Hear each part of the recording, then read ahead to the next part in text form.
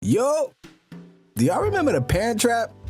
1998, the family comedy The Parent Trap, starring Holly Parker as Lindsay Lohan and Annie Parker as Lindsay Lohan, since duplication was such a big thing back then. So anyway, let's get to the plot of the story. Mother Elizabeth James and father Nicholas Parker fall in love, start a family, and have two beautiful twins.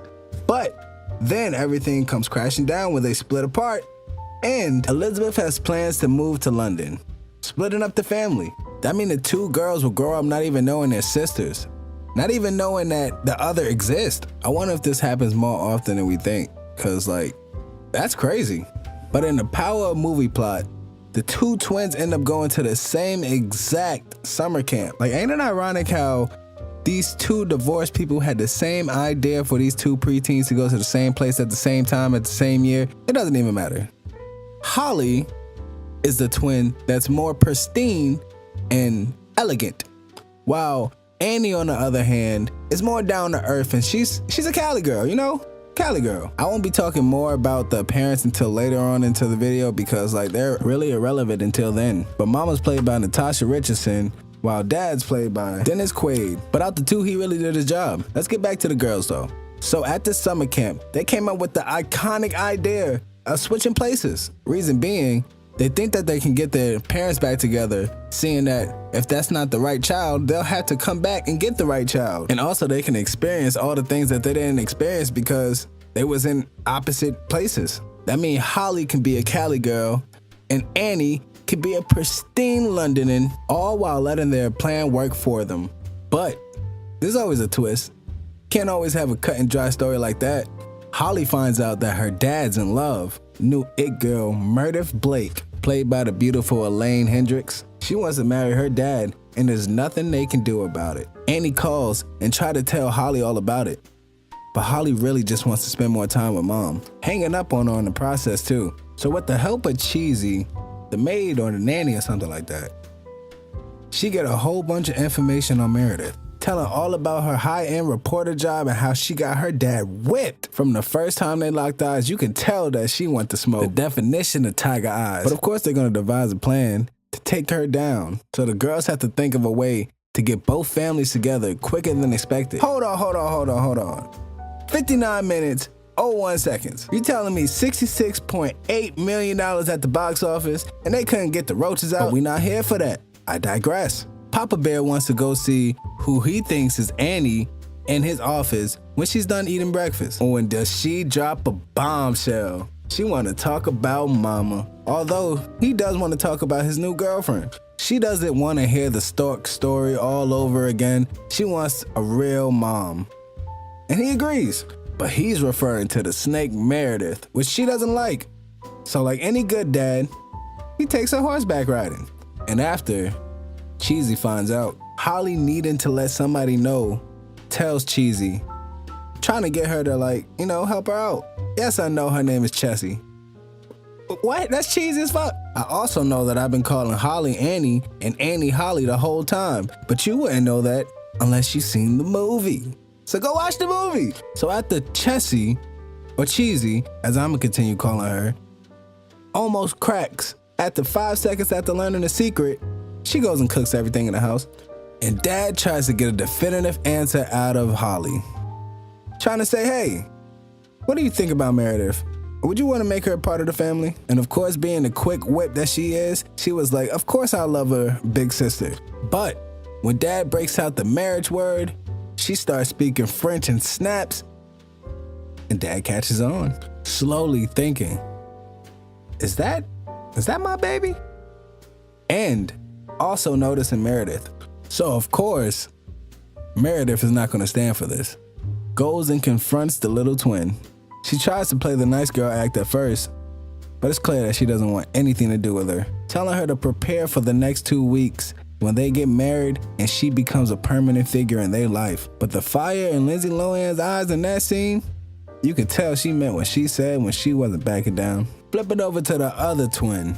She's over here classing up, drinking some wine with Mama until she get a SOS 911 call from the fax machine. Hey, y'all remember the fax machine? Nowadays, you only see them in the office buildings of the IRS or something like that. So we got Annie running down to a payphone now, one of those Superman changing machines. Man, this movie's old. So they get on the phone and they start devising a plan on how to get their parents back together. And it seems the only way to really do that is to break the bombshell and tell Mama Bear. But getting out the telephone booth, Annie bumps into some creepy old London dude that turns out to be Grandpa Charles. And since the park is conveniently right behind them, they go strolling in the park talking about their day. Later that night, laying in bed with Mama Bear, Annie tells her, just as Grandpa Charles is walking in the door. Turns out, just like Cheesy, everybody's smarter than the idiot parents, with no one being more shocked than Mama Bear. I mean, if you count the butler dude that cried and they had to close him out the door, but that was a funny moment, so Marvin the OG, give it up for him. Cause like in the very next scene, he shows why he's such an OG, big brother status, and helps her pick out a nice dress after she just got lied to by her kid. He keeps both sides solid, getting rewarded in some drip afterwards too. So like some good parents, the very next day, rich parents too. The very next day, they fly to go get their respective children. But why he had to bring Meredith though? She's there with her whole family trying to plot on him. The dog sums it up for everybody except the dad. But it gets lit when Mama Bear pulls up, cause she's already lit. She turned up to the maximum, had too many little bottle wines and little alcoholic beverages. I mean, she never tried vodka before. What's a better time than when you're about to meet your ex-husband? But finally, the two twins are finally reunited. And also, it looks like the two nannies, or the butlers, look like they about to start hitting it off. But Mama Bear don't want anything to do with Nick, Papa Bear.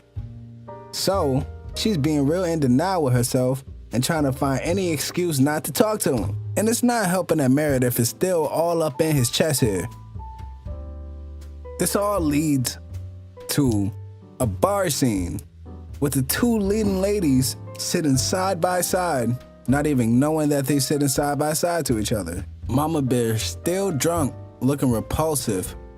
Meredith, on the other hand, sitting classy, asking for a martini. The bartender hands Mama Bear the receipt, stating her by her last name, which gives Meredith the idea to talk to her, fangirling over her, still no idea who she is. The two parent vultures, played by J. Patrick McCormack and Jonah Burns respectfully, they just gotta go, man. If she's not on them, they're clinging on them just like she would. But it all changed when he sees Mama Bear for the first time. Again, everything went silent and he ignored everybody around him, especially the vultures, and just ran for her. Ran for her, just like a quarterback sneak. But just like anybody else that doesn't pay attention to the world, you find out the world doesn't pay attention to you too. And he got dropped into the pool, messing up the whole moment. So you would think, but it's the twins' job to mess that up. Because when he's about to spit his game, here they come, letting it all out about the plan of how they switched places at summer camp and how they just wanted them to get back together and all that. It's a great way to have a little bit of alone time for their parents now. So you would think. Here comes Meredith, still oblivious to the fact that they know each other. She introduces Mama Bear as a wedding dress designer, finally making it click that they were together before them, getting clued in with the twins and everything. If you thought the deviating plots was over with, we're just getting started. The next night, Mama Bear and Papa Bear are both set up to go to a movie date with the twins, not knowing each other would be there. But when Papa Bear seen Mama Bear in that dress, everything just goes right, and all thoughts of wrong went left. Took a drive in the caddy to the pier to look at the moon, onto a yacht? That's rich people dating, and a perfect way to rekindle a marriage. Although, during dinner, Papa Bear just can't let go of the fact that Mama Bear wanted him to chase her when they was younger, instead of just letting her go, which leads to them having more of a dispute and wanted to put on a fake facade for the children, sticking to the idea of going back to their normal lives after this trip. But the twins ain't going for it. They ain't going for it at all. It's a gamble. If y'all leave, you might leave with the wrong twin. So they give them a proposition. Either take all four of them on a vacation or never know who's the right twin and just take that gamble. And what do you think they're going for? Next scene, you see Meredith arguing with Papa Bear because he's going on that camping trip. And walking out the front door, you see her, Mama Bear. And she got a plan too. She's gonna send Meredith off with the family instead of her. She knows that she could trust her twins to scare Meredith off. Hijinks and all. You know it had to work. So, rekindling their marriage, both Mama Bear and Papa Bear find out they still love each other over a bottle of wine during this camping trip. Ain't that sweet? I really do have to cut out a lot of filler because if I don't, this video would be about like 45 minutes long. So yeah, long story short is that the rain heals everything. Because when they have that deep conversation in the rain at the end of the story in the house, that's when they have that kiss and that's when they make up. And you know it's gonna be an end after that. They're gonna live happily ever after. So yeah, you guys, that was The Parent Trap. Let me know if y'all like this video and if I should do more like this. What video should I do next? What movie should I do next? And what show should I do next? Let me know down in the comments below. Like, comment, and subscribe, and let me know something down in the comments. And subscribe. And like. And subscribe.